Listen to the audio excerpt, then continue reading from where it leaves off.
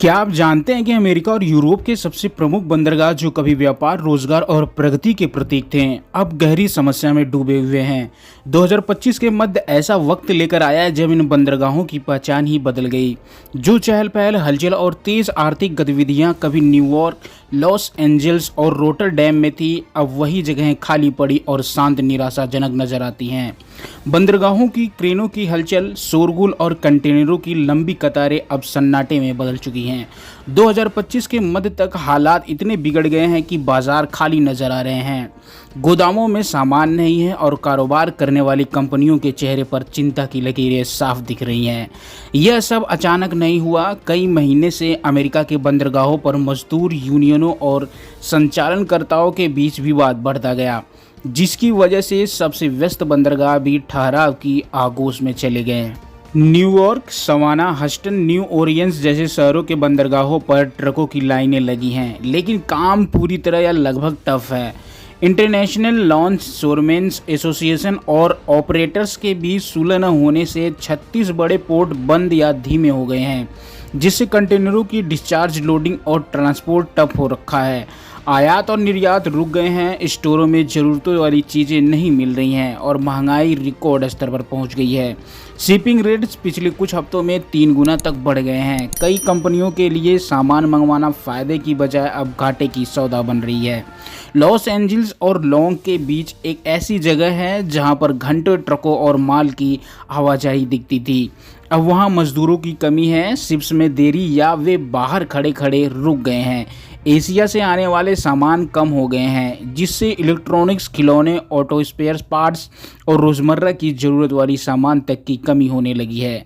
खुदरा दुकानों की शेल्फ जल्दी खाली हो रहे हैं, व्यापारी सामान आने का इंतजार कर रहे हैं, लेकिन शिपमेंट की देरी रोज़मर्रा की बात हो गई है। इसी बीच 1 अगस्त 2025 को अमेरिका सरकार ने यूरोप और मेक्सिको से आने वाले सभी सामान पर 30% टैरिफ लगा दिए, जिससे पूरा समीकरण ही बदल गया। यूरोप से आयात किया जाने वाला इलेक्ट्रॉनिक्स, ऑटो पार्ट्स और सामान्य उपभोग के उत्पाद अब पहले से ही बहुत महंगे हो गए हैं।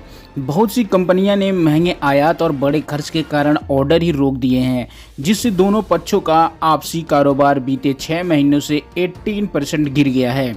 मशीनरी और उच्च तकनीकी सामान जैसे आयात लगभग रुक गया है, जिससे फैक्ट्रियों का उत्पादन भी प्रभावित हो रहा है।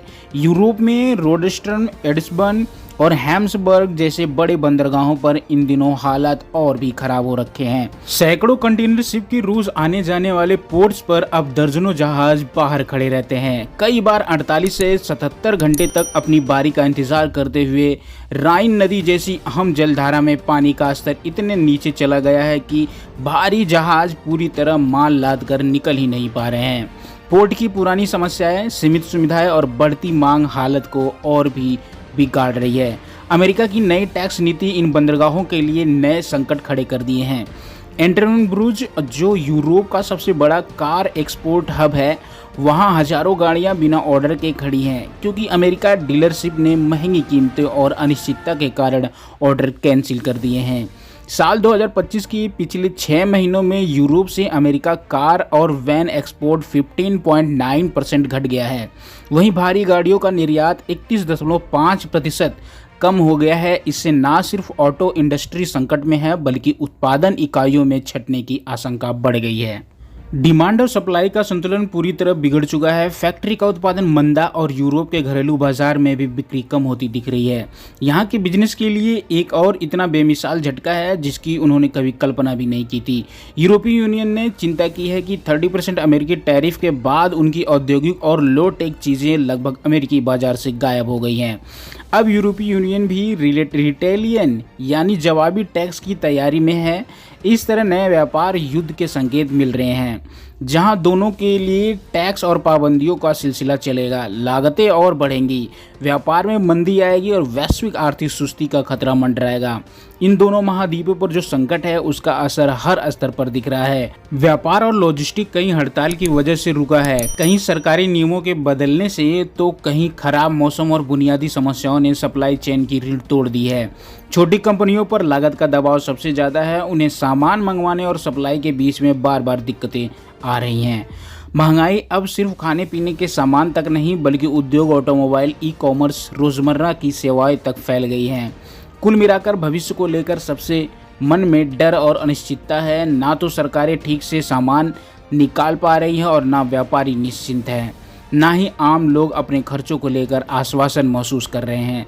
हालत इतनी अनिश्चित है कि सब लोग सिर्फ इंतजार और निगरानी की स्थिति में हैं और इसका असर एशिया में भी साफ दिखने लगा है।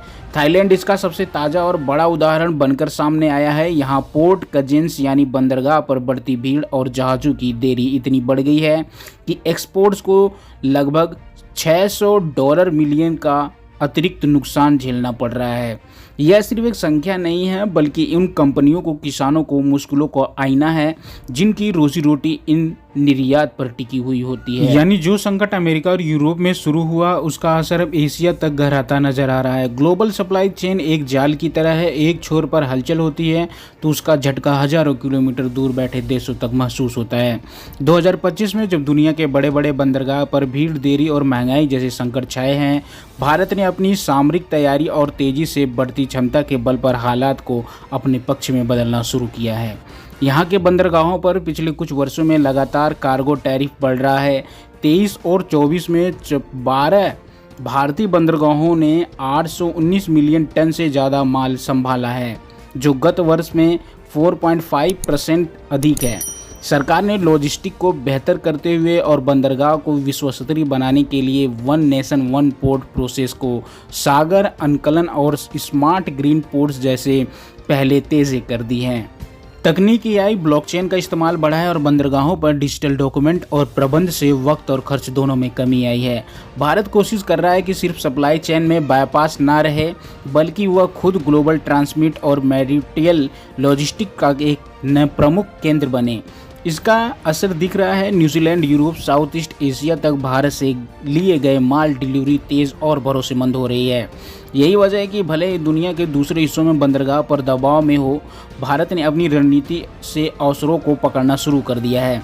दूसरी तरफ चीन और रिस्पॉन्सिबल और आक्रामक दोनों तरफ की रणनीति अपना रहा है। अमेरिका और यूरोप के नए टैरिफ और लगातार बदलते नियम के चलते चीन के प्रमुख पोर्ट शंघाई, यांतिया, शनज़ेन पर कभी कभी भीड़ बढ़ी है, लेकिन चीन ने ऑटोमेशन, हरित तकनीक और नए इंफ्रास्ट्रक्चर में भारी निवेश करके हालात को काफ़ी हद तक नियंत्रण में रखा है।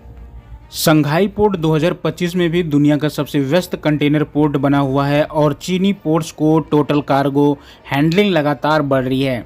अमेरिका द्वारा नई टैरिफ लगने से चीन ने अपने उत्पादन को एशिया, लैटिन अमेरिका और यूरोप जैसे नए बाजारों की ओर मोड़ा है, जिससे निर्यात पर कम असर पड़ा है। इस परिस्थिति का हल सिर्फ सरकारें, लॉजिस्टिक कंपनियां और उद्योग जगत के आपसी तेज और ईमानदारी फैसलों में है।